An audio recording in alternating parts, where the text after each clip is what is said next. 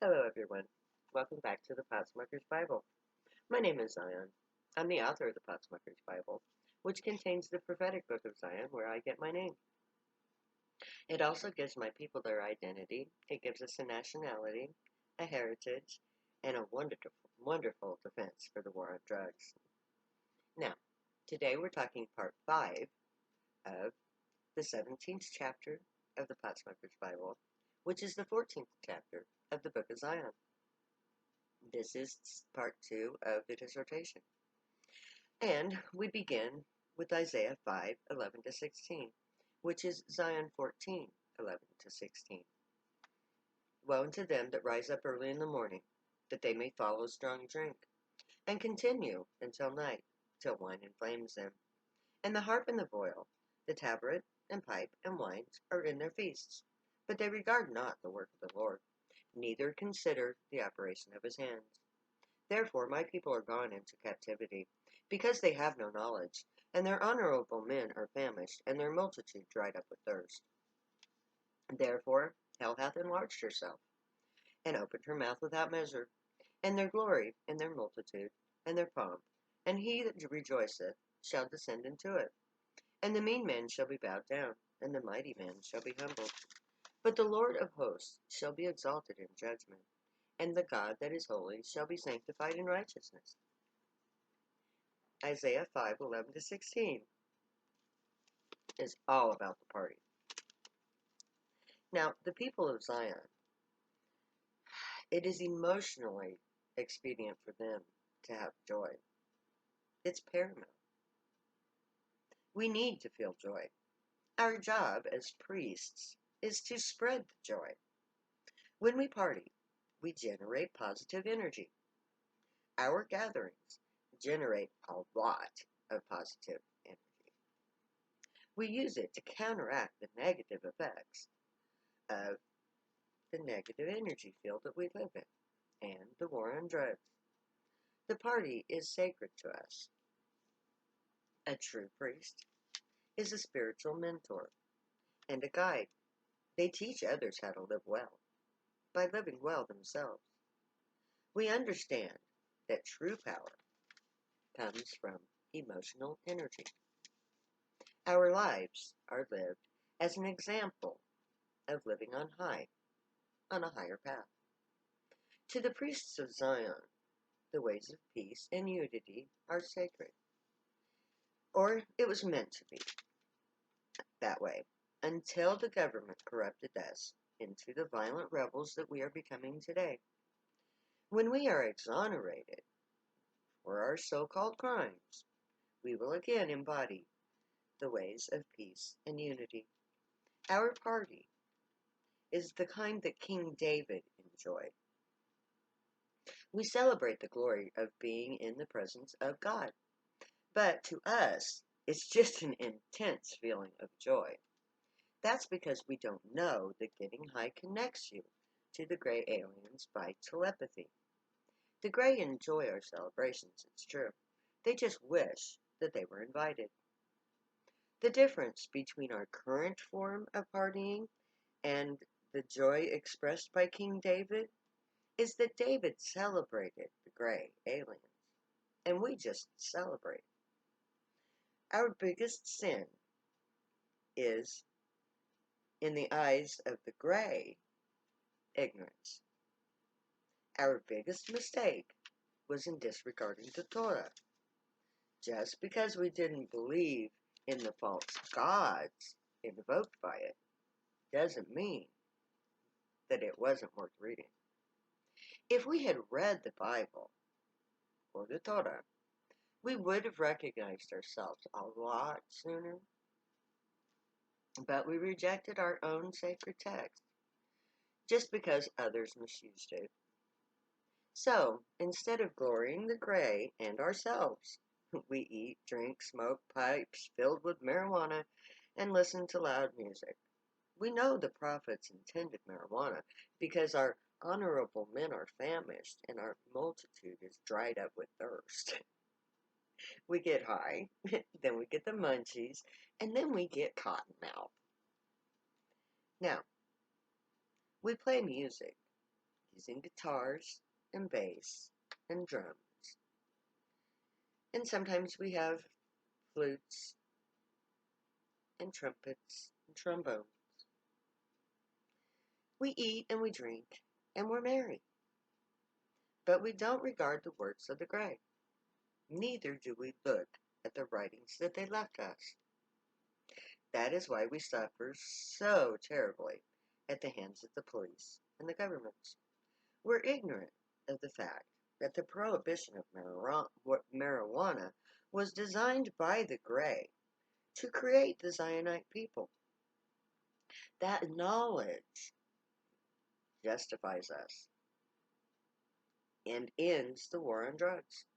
Now, without the Torah, we're just a bunch of drugged out hippies gone bad. When we bother to learn what the prophecy teaches, we will be very much humbled by the knowledge. When we rethink our baser instincts and give credit to the Grey for all that they have prepared on our behalf, our lack of knowledge of the Torah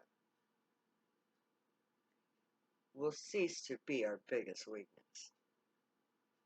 When we remedy that situation, we will become a powerful nation. Isaiah 3:16 to 26, Zion 14:17 to 27. Moreover, the Lord said, because the daughters of Zion are haughty, and walk with stretched forth necks and wanton eyes, and walking and mincing as they go, and making a tinkling sound with their feet. Therefore the Lord will smite with a scab the crown of the head of the daughter of Zion, and the Lord will discover all their secret parts.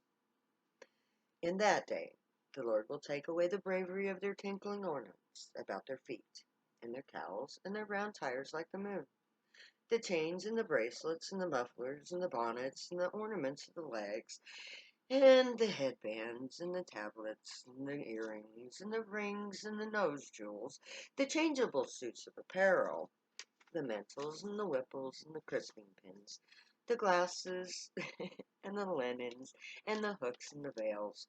And it shall come to pass that instead of sweet there shall be stink, and instead of a girdle a rent, and instead of well-dressed hair, baldness, and instead of a stomacher girding a sackcloth, and burning instead of beauty. Thy men shall fall by the sword, and thy mighty men in the war, and her gates shall lament and mourn, and she being desolate shall sit on the ground. Isaiah 3:16 to 26 talks about modern fashion. It talks about hairstyles. It talks about clothes designs. For allure, the Me Too movement is partially the fault of the fashion, the sexual contents of the media. If women weren't so sexual in their fashion, men would not be so bombarded with stimulation.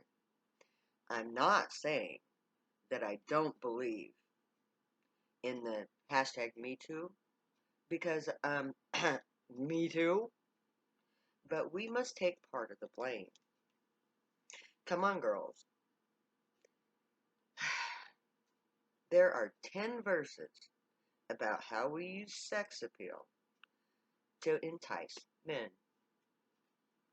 That doesn't give men the right to abuse us, but we should save sex appeal for our husbands. Fashion can conceal, yet not restrict, our beauty. We can enjoy a safer fashion sense. It's our own fault that we let ourselves become so driven to use our bodies for gain. Fashion, as we know it, is over the top times 10. Our fashion industry has become as cruel and as inhuman as our government. We waste too many resources on masking our true appearance. The true sin of our women is cosmetics. We cover our faces with chemicals to appear perfect. To do so, we abuse animals to test for safety. True cruelty. Just for the sake of a look. But covering our faces with unnatural chemicals, we've created the acne problem. Our faces are subjected to constant coverage with toxic chemicals. Our skin can't breathe, so we use more chemicals to treat the problem that the cosmetics caused in the first place. It's never-ending money fest for both the cosmetics industry and the medical profession. Our faces are covered with acne because we use cosmetics to cover our breathing skin. We use fashion. Our use of fashion has been necessary. It's a necessary tool for females throughout history. Since the very beginning of our current society, men have been in control. Females have been forced to remain at home. We were taught that we were intellectually inferior to men. This left us only our bodies as tools capable of getting us through life. The prophecy has always foretold the female prophet, Messiah. The need to keep females out of power was paramount. As long as women thought themselves inferior to men, men could continue to rule. Whether it was intentional or whether men truly are blind, that they didn't see Zion in the prophecy, that's debatable. But the truth has always been there. Zion, the female prophet, has always been intended to be the one to come. So, we females are told that our use of cosmetics and high heels, jewelry, and all that other sexy stuff are all sins. We have caused ourselves great harm by wasting our time and resources to create a false image of perfection, demeaning our true intellect by glorifying our form. The prophecy even predicts the trend towards rips and tears in our clothing and baldness. Blue jeans are mentioned here again, the girding of sackcloth. This passage is an accurate description of fashion as we know it today, squarely placing us in the time of prophecy. The last verses in this text tells us that this is the generation that will suffer the events of the prophecy. Our men are being killed by police. Our women weep and mourn, and for the most part, they sit on the ground. Even in videos, you see it. It's as if the prophets watched our broadcasts. Everything in our prophecy is also what's happening in our world. And this is where I'm going to stop today. Next time we'll start with Isaiah 44, 1-6. Until then, may the gray watch over you, guide you, protect you, and keep you from all harm. May you always be worthy of them. May your thoughts, words, and deeds reflect truth, good, and light. Stay happy and high, my people. Know that I love you. Later, because I'll never say goodbye.